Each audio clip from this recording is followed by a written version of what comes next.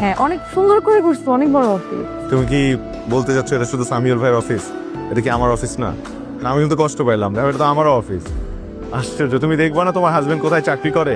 হ্যাঁ কত পানি খাবেন নাকি? ঠিক না, ইটস ওকে, ও উনি হচ্ছে আমাদের অ্যাকাউন্টস ম্যানেজার। ও আসসালামু আলাইকুম। ওয়ালাইকুম আসসালাম। ভালো আছেন না? জি আপনি ভালো আছেন? হ্যাঁ, আমরা সবাই খুব ভালো আছি। ডক্টর কি বললো? এভাবে আসতেছো কেন? ডাক্তার কি বললো? ডক্টর দেখালাম, ডক্টর বললো যে কিছু টেস্ট করাতে হবে আর ওষুধ লিখে দিচ্ছে। তুমি চলো তোমার রুমে গিয়ে বসি, তুমি কাজগুলো শেষ করো, তারপর একসাথে দাওতে যাও। বসতে হবে না ভাবি। বসতে হবে না ভাবি, না মানে ওই যে কইটানো যাবেন বললেন, অপেক্ষা করে কি হবে? তুই আর ভাবি বের হয়ে যা না এখনই। হ্যাঁ হ্যাঁ হ্যাঁ হ্যাঁ হ্যাঁ, কিন্তু দোষ আমাদের দাওয়াত তো সন্ধ্যায়। আরে দাওয়াত সন্ধ্যায় তো এখনই বের হয়ে যাবি।